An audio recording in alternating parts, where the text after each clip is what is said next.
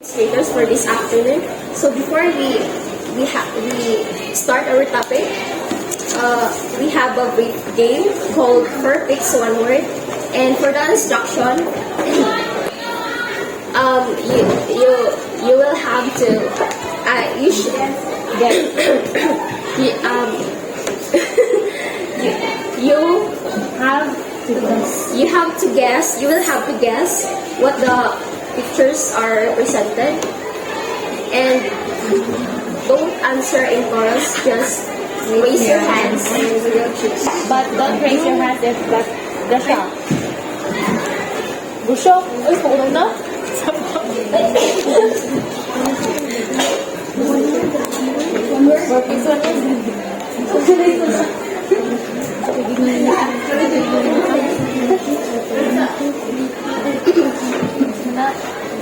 Ako! Positive reinforcement. Reinforcement. Ay, positive. Gulpin na to, uy. Gulpin. Aka na, isang kalita.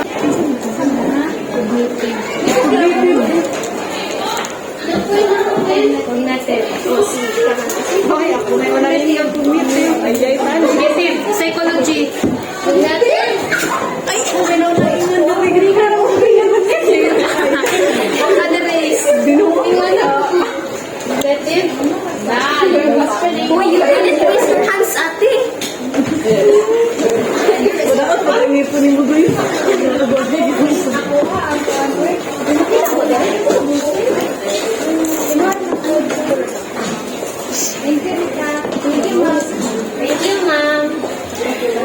Thank you, ma'am. So let us start. Structural linguistics and behavioral psychology, a school of thought in second language acquisition. Let us first define what school of thought is. So school of thought is a set of ideas or opinions that a group of people share about the matter. So in this case, we're going to talk about the perspective on on a certain group of people on how structural linguistics and behavioral psychology works in acquisition or learning a second language. So what is structural linguistics? Structural linguistics is defined as the study of language based on the theory that language is a structured system of formal units such as sentence and sentence.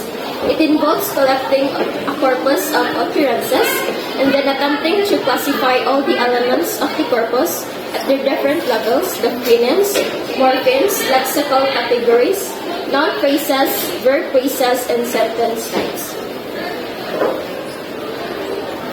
In the 1950s, the structural or descriptive school of thought linguistics, with its advocates Leonard Bloomfield, Edward Sapir, Charles Hackett, Charles Price, and others, prided themselves in the rigorous application of scientific observation of human languages and to identify the structural characteristics of those languages. An important action of structural linguistics was that languages can differ from each other without limit, and that no preconceptions could apply across languages. So let's move on to characteristics of structural linguistics. First, it is descriptive. It is descriptive because it uses scientific principle of language, scientific principle of observation of human language. Second, linguist's job is to describe human languages and to identify their structural characteristics. Third, only interested in overtly observable data, ignoring the mind, meaning, or thought. When we say observable data, it pertains to the languages and structure. How does language differ from each other without limit? So lastly, language can be broken down into small units, which can be added up to form the whole. The structuralist approach implies that in order for anyone to understand a concept, such as language or linguistics, they must first understand the subsets and how this fit into the structure. Additionally, an important factor in the structural linguistics is understanding that these subsets all fit and work collaboratively. For instance, structural linguistics can be compared to the body parts of human. It consists of different parts and organs that works together to function. Same as learning a language. We start learning or grasping from the basic knowledge of language to the complex ones. And when a learner finally understands the whole rules and complexity, he or she will naturally learn to use it by altering words, forming sentences with meaning, and trying it in communication.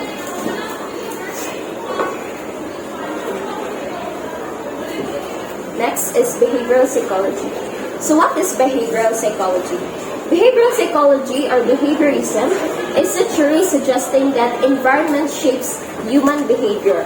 In a most basic sense, behavioral psychology is the study and analysis of observable behavior. So researchers come up with two reinforcement, which are desirable behavior will be rewarded, and that's what we call positive reinforcement. While undesirable behavior will have the punishment, and that's what we call negative reinforcement.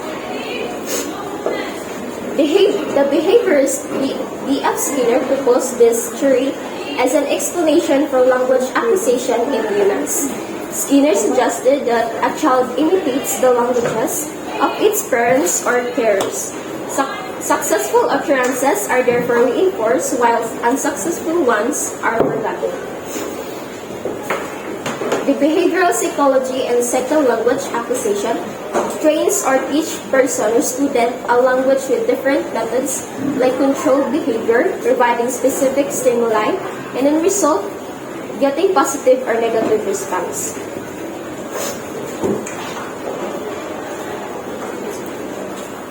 So these are the characteristics of behavioral psychology. First, it is empirical. Empirical as it is based on observation or experiences rather than the theory or logic. It involves conditioning a language learners with reinforcement, either positive or negative, to make the right construction between stimuli and desired responses. Second, focusing on responses that are objectively perceived, recorded, and measured into intuition, such as intuition, memory, and thinking are ignored. Lastly, learning a behavior by conditioning. Behaviorism tries to how an external event or the stimulus causes change in the behavior of an individual, which causes the response. Behavioral psychology states that people are conditioned to learn many forms of behavior, including language, through the process of training and conditioning. So for the next topic, Miss Jezabel will. So my topic is all about generative linguistics and cognitive. So what is generative linguistics? Generative linguistics is a school of thought within linguistics that makes use of the concept of generative grammar. So generative linguistics goes beyond the formal rules of generative grammar and is to understand the human linguistic capacity and the mind that has this capacity. Generative linguistics was first developed by Noam Chomsky in the 1950s. How does generative linguistics connects to language acquisition? Generative linguistics connects to language acquisition by proposing that humans are born with innate linguistic capacity, universal grammar, and language acquisition device, which allows them to learn the specific grammar and structures on their native language. This theory had a profound influence in the study of language acquisition and continues to shape our understanding of how human learns and use language. So let's proceed to cognitive psychology. What is cognitive psychology? Cognitive psychology is the science of how we think. It is concerned with our inner mental processes such as attention, perception, memory, action planning, and language. So, cognitive psychology, it is the study of individuals' mental processes, the way of how people think and how the brain works.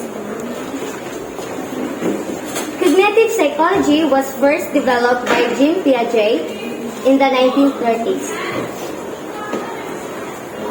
So how does cognitive psychology connect to language acquisition?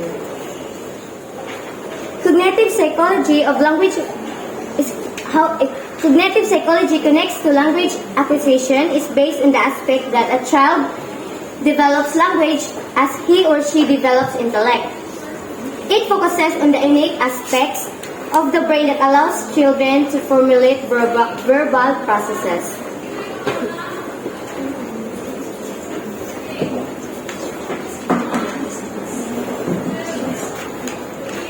Any questions, clarifications?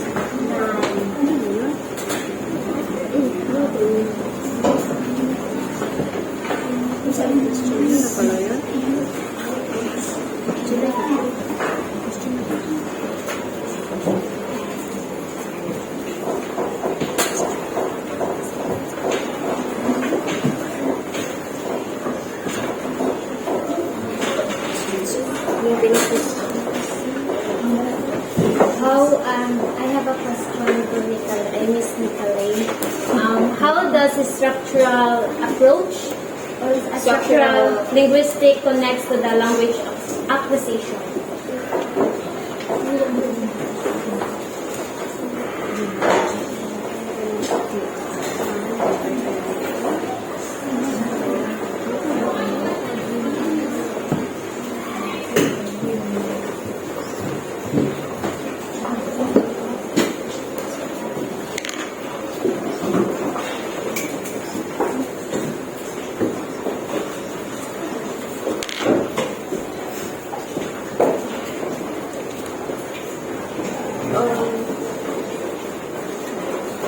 Structural linguistics connects to the language acquisition based on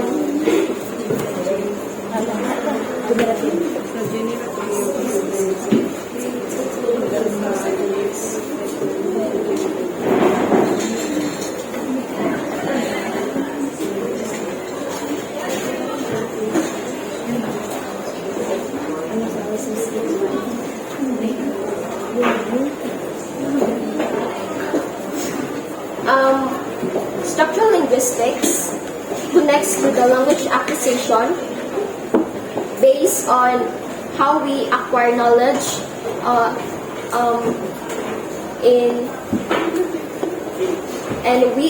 we first acquire knowledge to the complex ones for the so if you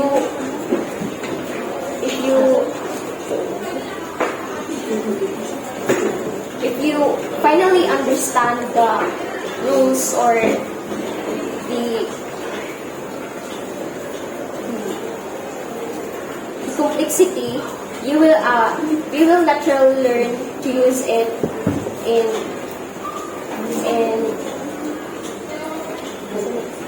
in communication.